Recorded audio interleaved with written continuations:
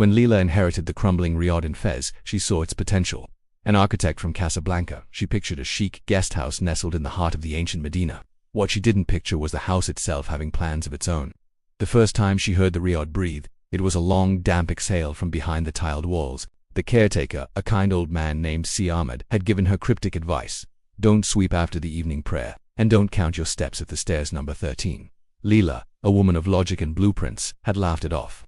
Her grandmother had been a quiet, consistent woman, but she'd left behind a secret, a single, perpetually locked room. When Leila finally found the key, it opened a low door into what looked like a pantry, but inside there was no food, just a shallow niche sealed with fresh plaster. And on the opposite wall, a chilling discovery, 12 tally marks, scratched into the lime. A 13th was faintly started, like an interrupted thought. That night, as she lay awake, she felt a vibration against her palm when she touched the sealed wall. It was the hum of a house that is not alone. Driven by a mix of curiosity and a need to renovate, Leila took a chisel to the plaster. The wall gave way, revealing a small alcove. Inside sat a traditional clay bowl, the kind used for couscous. It was half full, the grains held together in an old, pale shape. Beside it, a folded cloth held a kamsa charm, its palm facing up as if in surrender. When she unfolded the cloth, she found a circular, rusty stain, like something had been placed there, taken, and returned. Different, and there, on the back of the niche, the 13th tally mark waited faint as a breath on winter glass. She called her friend Yusuf that night, half joking. It's like she was feeding the war. His reply was sharp.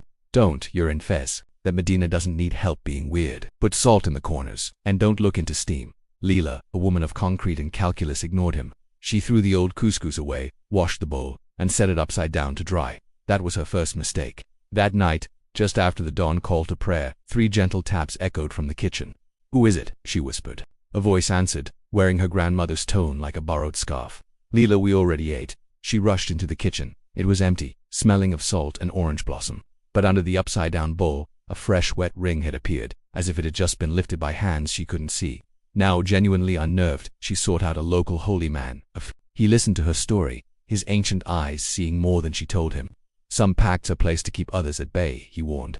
You break the dish, you invite the hunger. He gave her instructions. Salt at the 4 corners, a bowl of milk and dates left before dawn, and removed after first light.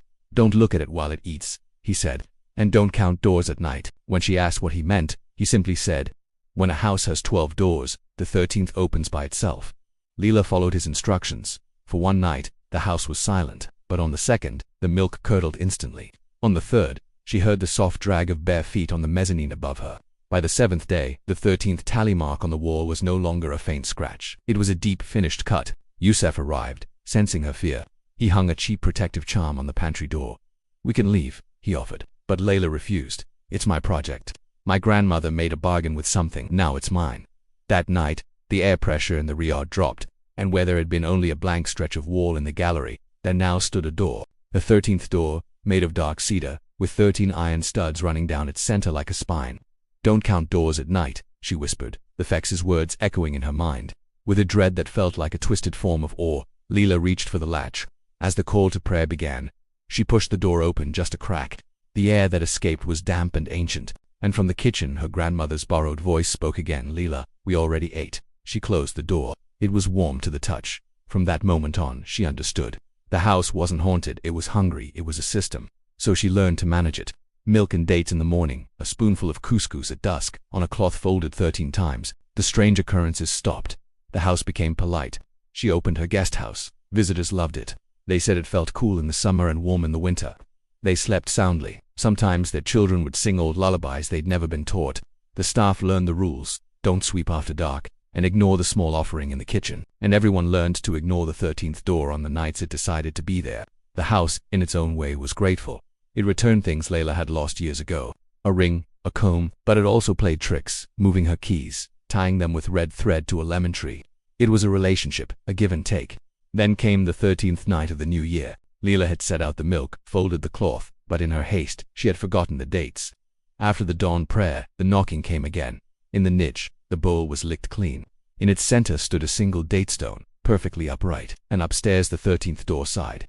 From behind it, she heard her grandmother's voice, humming through a mouthful of something soft. Leila didn't panic. She simply stood, counted her breaths, and remembered not to look into steam.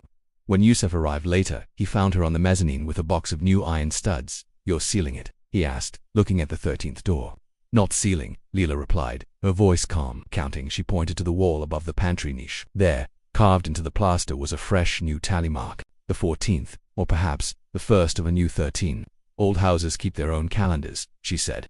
And from deep within the walls, the Riad took a long, slow breath and held it. Thank you for watching. If this story sent a shiver down your spine, don't forget to like, subscribe, and hit that notification bell so you don't miss our next tale. Stay curious and stay safe.